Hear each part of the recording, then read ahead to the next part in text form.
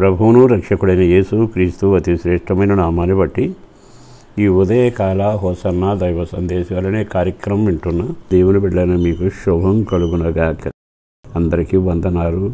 మీ క్షేమం కోరి నిత్యము ప్రార్థన చేస్తున్నాం. ఈ కార్యక్రమాలు వింటున్నారు, కొన్ని చూస్తున్నారు కదా, వాటిని మీరు కానీ ఎల్లప్పుడూ మీరు చూడాలంటే సబ్స్క్రైబ్ చేసుకుంటే చాలా బాగుంటుంది. మీకు నోటిఫికేషన్ వచ్చేట్టుగా బెల్ నొక్కండి, అద్భుతం జరుగుతుంది. ఇప్పుడు మీకు ఓ విషయాన్ని జ్ఞాపకం చేస్తా. వారిలో దుఃఖించు వారిని ఓదార్చెదను, వారిలో దుఃఖించు వారిని ఓదార్చుదును. ఇక్కడ మీకు మాట చెప్పాలని కోరుకుంటున్నాను. దుఃఖపడేవాళ్ళు చాలామంది ఉంటారు. అసలు మనిషి దుఃఖపడకుండా ఇప్పుడు ఉంటాడు?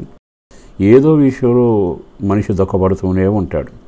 కొంతమంది పిల్లల కొరకు కానీ, ఆరోగ్యపరంగా కానీ, ఆర్థికంగా కానీ, కుటుంబ సమస్యల వల్ల కానీ, ఏదైనా కానీ కన్నెడతో కాపురం చేస్తూ పయనాన్ని సాగిస్తాడు. కానీ దేవుడు ఏమంటున్నాడంటే, వారిలో కొందరు నేను చూస్తున్నాను, వారిని, ఆ మాట ఎంత ముచ్చటగా ఉంది తెలుసా, వారిలో దుఃఖించు వారిని. మరి అందరూ ఒకరే దుఃఖం కాదా? వారిలో దుఃఖించేవాడు ఉన్నారు, కానీ వాళ్ళ మీద నేను మనసును నిలుపుతాను, నేను ఓదారుస్తాను. ఎందుకని? మిగిలిన వాళ్ళ దుఃఖం కాదా? వారిలో అంటే ఏడ్చేవారిలో గుంపు వారిని నేను ఓదారుస్తాను. అంటే అందరినీ ఓదార్చడా? అందరినీ ఓదార్చగలిగిన వాడు ఆయన, కన్నీడు తొడవగలిగిన వాడు.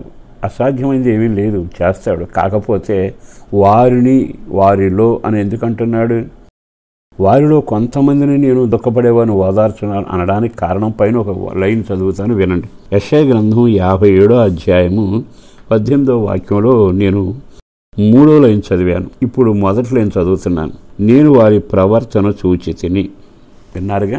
వారిలో దుఃఖపడేవారు నేను ఓదారుస్తాను అనడానికి కారణం ఏంటంటే, వాళ్ళ ప్రవర్తన చూసి నేను పనిచేస్తాను. మీకు అర్థమయ్యే మాట చెప్పనా? అక్రమాలు చేసి సొమ్మంతా తీసుకెళ్ళి రకరకాల వ్యసనాలకు అలవాటు పడి డబ్బు పాడు చేసుకుని తాగడం కానీ, చెడు సహవాసం కానీ, లేదనుకుంటే రకరకాల వ్యాపారాల్లో పెట్టుబడి, అది క్షేమకరమైన వ్యాపారాలు కాదు, అందులో పెట్టుబడి పెట్టి నష్టపోయి ఏడుస్తూ ఉంటే, నా కుమారుడా నేను వస్తాను, నిన్ను ఆదరిస్తాను అనలేడుగా. నీ ప్రవర్తన బట్టి నిన్ను ఆదరిస్తాడు. అంటే దేవుని ద్వారా ఒక వ్యక్తి ఆదరించబడాలి అనుకుంటే ఆయన నీ ప్రవర్తన గమనిస్తాడు. వీడు హృదయపూర్వకంగా మంచి చేసి చెడిపోయాడా? ఇతరులకి సంతోషం కలుగు చేస్తూ దుఃఖంలోకి వెళ్ళాడా?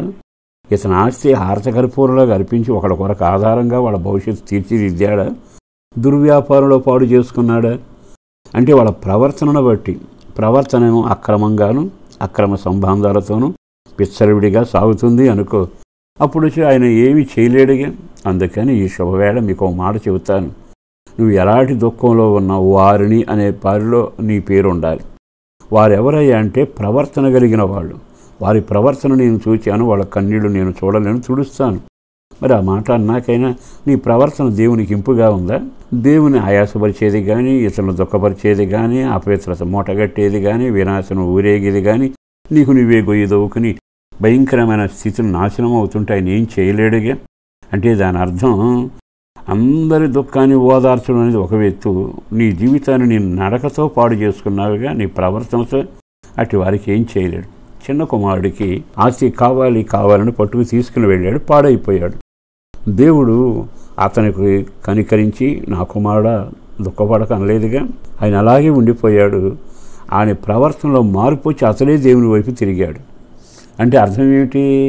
కొంతమంది చనిపోతే ఆయన కనికరపడి వెంటనే స్వస్థపరిచాడు, దుఃఖం పోయేట్టుగా వాళ్ళకి మాట చెప్పాడు. అది సామాన్యమైన కార్యం. ఇది ప్రవర్తనతో నీ జీవితాన్ని పాడు చేసుకుని నియంత్రణను పోయి గొయ్యి దవ్వుకుని నాశనం అయిపోతున్నావుగా అప్పుడు.